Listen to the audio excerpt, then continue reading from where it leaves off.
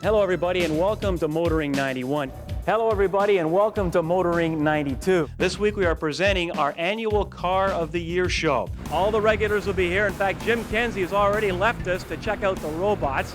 Over the next half hour here at the Ford Assembly Plant in Oakville, Ontario, we will select the best from the class of 95. As regular Motoring TV viewers know, tradition has it that once a season we put on the tuxes and present our best vehicles of that year. Well, many of these specials have been on site at the annual Detroit Auto Show in January, but that show has now moved to the month of June, and we've also changed things up for 2020. We're at Start Auto Sales in Toronto, a longtime sponsorship partner of Motoring TV, and instead of tuxedos, we're going casual. Now, what hasn't changed as I stand here in the rain is at the end of the program, we're going to present our overall best vehicle for 2020, so stick around for that. But first, let's take a few minutes and look back on the past season of Motoring TV on TSN. Rolling.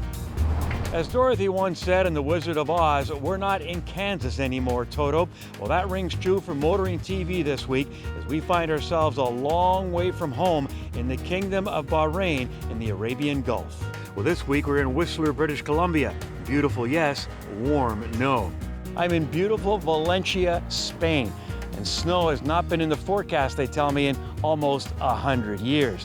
But here in Moab, Utah, it is simply Jeep country. Well, this week we're in the beautiful Nova Scotia town of Antigonish. Since it is Toronto in the center of the universe, it is known as the Canadian International Auto Show. And as you can see, there is plenty of snow at Jasper National Park in Alberta, the beautiful city of Geneva, Switzerland, Munich, Germany, Calgary, Alberta, and there is nothing quiet about New York City. We find ourselves in Russia's far east region of Kamchatka.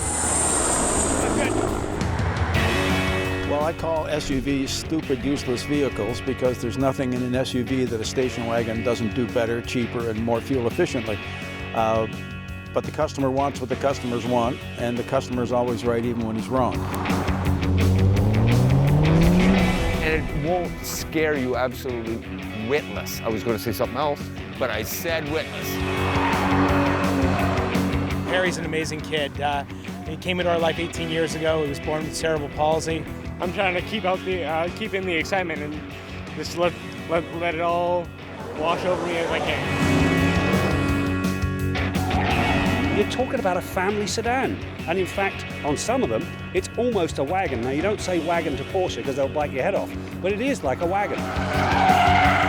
When I get in this vehicle, you know how I feel?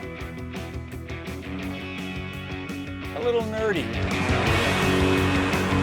How many sons do you know that would say, Mom, you want to come and go on a road trip with me? Talk about cars? I said, sure, let's go. Come on, give her a big hug. This car goes 0 to 60 miles an hour in just under 11 seconds. Now, a good 8-year-old on a tricycle could do it in about 12.5.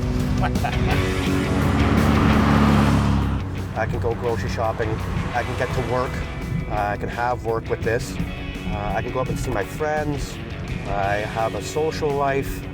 Just getting out of a house is huge. Having your own way of getting out is probably the main point of that.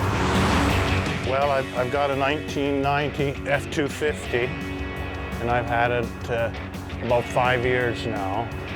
I bought it by trading 4 cords of firewood for it. What is happening? What's going on? Every now and again, we'd see a family show up with a kid living with disabilities. And so, you felt bad. Everybody was able to go, but they couldn't. So we came up with this idea to make a cart that has hand control. When people tell you you can't do something, what do you say? No, I don't really pay attention to people who say I can't do something because 90% of the time you don't know what they're talking about.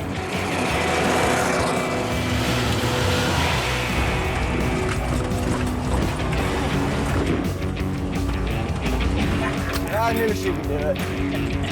This is your starting point. This is me pointing everywhere. This is actually the end now. A Mustang without an exhaust note would be a travesty. Well, this thing has got exhaust sound and then some.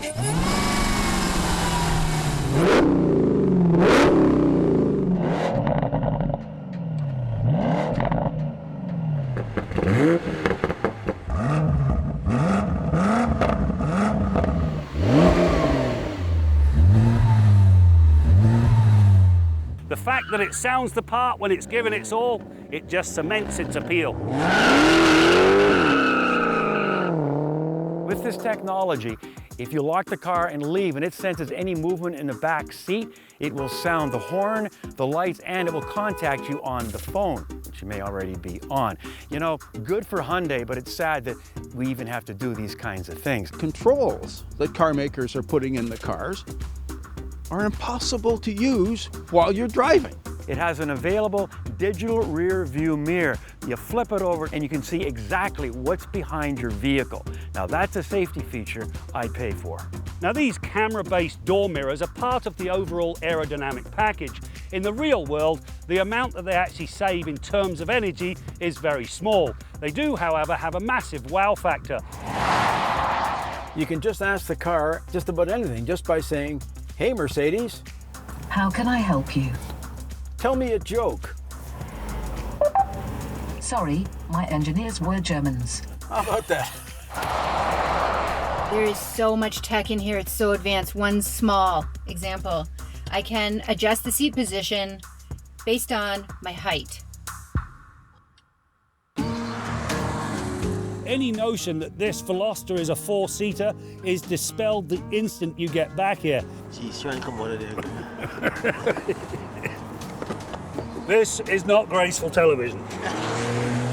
Our motoring tip of the week concerns tire choices. Our motoring tip of the week concerns heater performance. Our motoring tip of the week concerns fluid leaks. Our motoring tip of the week comes to you from the Toronto Boat Show. You know, as much as we complain about what rust does to our vehicles, seriously, if it wasn't for rust, I might be out of a job. Where is Brad anyways? Karen, where's Brad gone? Still in Germany. He's in Germany, still in Germany? Yeah. Driving those fancy cars? Yeah. On the Autobahn? That's what he does. Well, we're getting dirty fixing his truck here. Brad's not gonna like this invoice.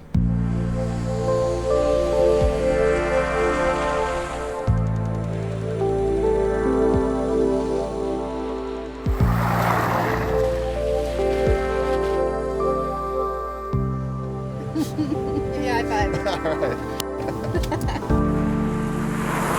Hey Brad, ask me what the most important thing in comedy is. What's the most important? Timing! More later on Kenzie's Corner. We can't afford teleprompters on this show, so I have to write my notes in pen.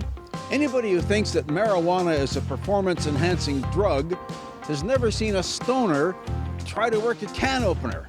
As I was driving in today, I was listening to the Comedy Channel, as I will, because you got to get your material from somewhere. As a lifelong motorist, I thank you for your sacrifice. More later on, Kenzie's Corner, still going nowhere. Just a quick reminder that your regular host will be back next week. But in the meantime, the hell is the line? That's it for now. We'll see you next time out as we continue to bring you more stories about cars and SUVs and trucks. And go-karts. And the people who drive them. Motoring TV! The best show on television! Don't miss it! You're the best. 2020 is not the start of a new decade. When the cave people first started counting things, they didn't pick up a rock and say, "Oh, 0, 1, 2, 3. No, they started with 1. So a decade begins with year 1 and ends with year 10. So 2020 is the end of a decade, not the start of one. Never mind, let's look back and see the things that have kind of caught our minds over that particular period of time. One thing that struck me after reading an article in Atlantic Monthly was, where are all the automatic cars? Where are the flying cars? Where are the cars we can push a button and drive to Montreal and sit in the back seat? They haven't happened. There's been minor little progress here and there, but for the most part, it's not there. Why? Well, the best and brightest minds, they're not going into engineering anymore, like they did back in my day. No, they're going into computers, technology. We've got phones that can do all sorts of wonderful things. But if those brains had been working on automobiles instead of on phones, we might be going someplace. I'll now ask Lisa and Rosanna to reveal Motoring 2002's Car of the Year. Ladies and gentlemen, I give you the Nissan Altima. The new Nissan Altima has significance to both manufacturer and market alike. Indeed, without this year's Car of the Year, the fortunes of Nissan, well, they might look rather bleak. Motoring TV is brought to you in part by Stark Auto Sales, a better way to buy a car. Motoring TV is brought to you in part by WeatherTech. For the ultimate protection for your car, truck, or SUV, go to weathertech.ca, because nothing protects like WeatherTech.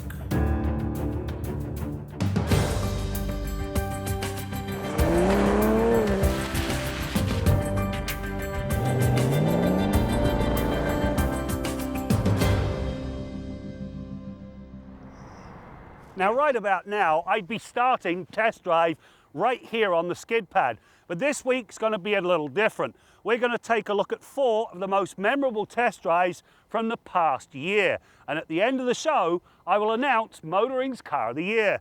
Now, to kick things off, we're going to take a look at the Mazda CX-30. Now, this thing has the potential to redefine the hottest segment in the market. The CX-30 is all new and based on the very successful Mazda 3. Where it differs is the utility and versatility it brings to an already sorted platform. The key, however, is it handles better than just about any other crossover. It hauls its way through a corner in a flat and precise manner. It also has ample power and a cabin that is a cut above the competition. Now, the original Mustang Bullitt came to fame when Steve McQueen chased the bad guys in a GT390. Now, the movie and its chase sequences went on to become iconic. The latest edition of the Bullitt, well, it pays homage to the original, and it does so in fine fashion. Of the current crop of Mustangs, the Bullitt is the most well-rounded. It has an extra 20 horsepower compared to the GT, and it's fast with a 4.9-second run to 100k. It also proved to be so much fun thanks in part to an exhaust sound that makes the little hairs on the back of your neck bristle. In the end, it was one of the best of its kind ever tested. The Palisade is a 3-row crossover that replaced the aging Santa Fe XL in Hyundai's lineup. It had a much stronger style, a swanky cabin, and it could be loaded to the nines.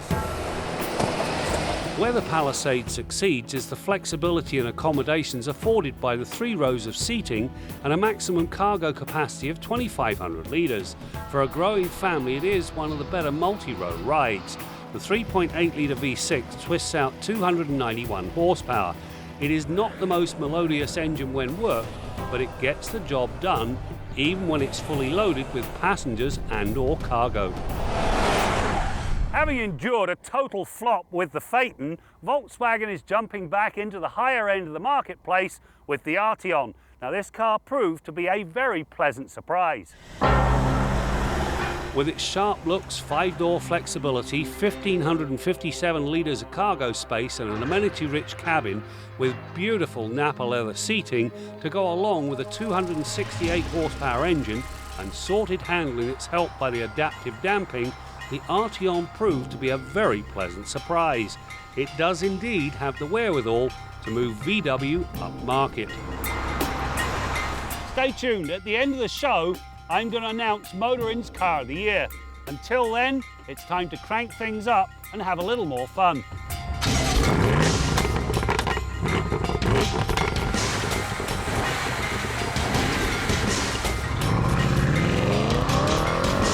If you have an older car where that system has gone into failure and you're about to empty your wallet to repair it, think twice, because I can tell you you're going to spend a lot of money resurrecting those old systems and you may never get them right.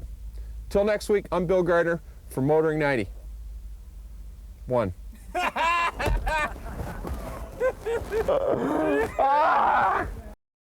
Motoring TV is brought to you in part by Silver Wax Premium Canadian Car Care Products. We're really working to make it super easy, super efficient, and fast for the consumer.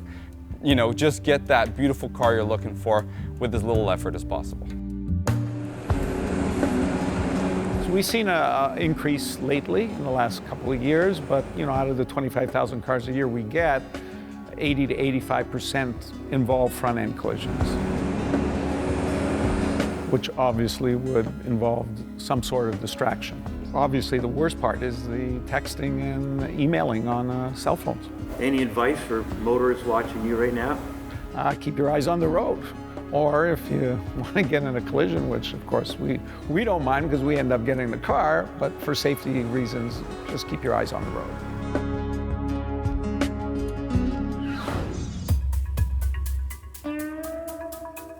This year in trucks, we looked at the mid-size segment. There's always lots going on, but mid-size is exploding. And this is the segment that just 10 years ago, people were saying was dead. Well, it's anything but. In fact, we've got new models from Ford. They brought back the Ranger. Jeep brought a Gladiator. This is a name from the 60s, and frankly, they haven't had a truck in 28 years. Nevertheless, you've got Tacoma out there. Nissan still is putting out its Frontier. GM has the twins, Canyon and Colorado. However, we have to look at really what's new, and in particular, the Gladiator. Now, the Gladiator is based on the Wrangler. However, it's not just a Jeep Wrangler with a bed banged on it.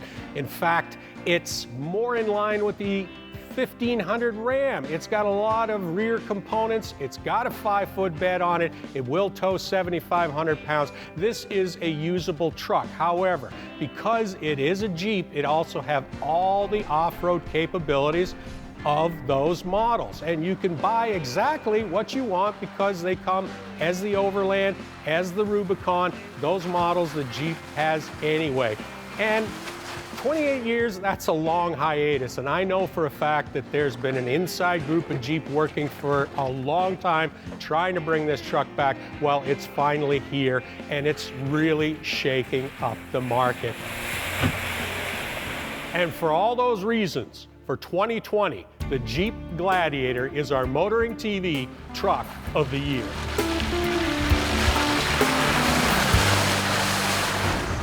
Our motoring tip of the week concerns Koenigsegg cars and free valve engines.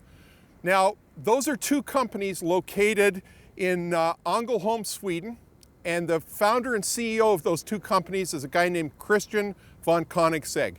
You may have heard of him, but in all likelihood, I think you probably haven't heard of these two companies, and it's something that, as a viewer of this show, I think you'd be quite interested in. So this is my motoring tip of the week to encourage you to look up Koenigsegg cars and free valve engines. Now, Christian von Koenigsegg, the founder and CEO of this company, incredibly interesting man, great. He's the media spokesperson for his company and the face of these two companies. Very interesting, very humble guy, and he comes across great. If you go online and look at his videos describing his technology, it's absolutely wonderful. Now, the Koenigsegg cars, I call them road-going race cars. They're about to start producing a model called the Jesko or Jesko, 125 units. They're going to start building them in early 2020, $2.8 million per copy. So they're so far out in left field on the price that, I lose interest pretty quickly. But his free valve engine technology really interests me, and I think we're going to see this trickle into mainstream cars fairly quickly. So the free valve engine that he's developed, he basically takes an existing engine and designs a special cylinder head for this engine that has no camshaft. He actuates the poppet valves in the engine pneumatically. They're hydraulically dampened, so no camshafts, no timing chain or timing belt to drive the camshafts. The engine gets much more compact and smaller, lighter, and it produces incredible power, torque, incredible fuel economy, and basically now we have control with the powertrain control module over camshaft actuation, valve actuation. We can have any valve lift we want, any valve overlap duration. The valve events are not tied anymore to the camshaft. So this is going to take internal combustion engines to a whole new level. And it's very interesting technology to look into. So go online, look it up. This guy is a really good presenter, Christian von Koenigsegg. It's incredible, incredible technology that I think is going to find its way into mainstream cars fairly quickly. That's your motoring tip of the week.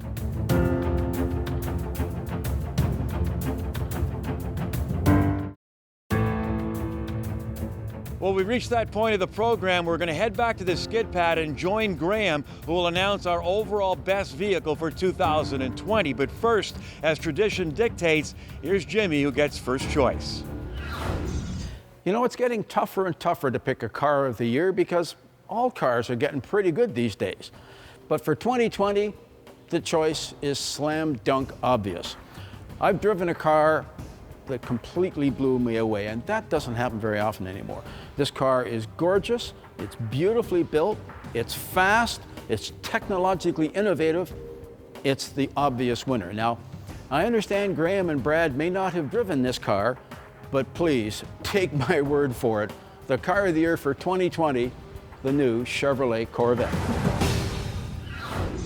You know, for over 30 years, Jim Kenzie and I have agreed to disagree.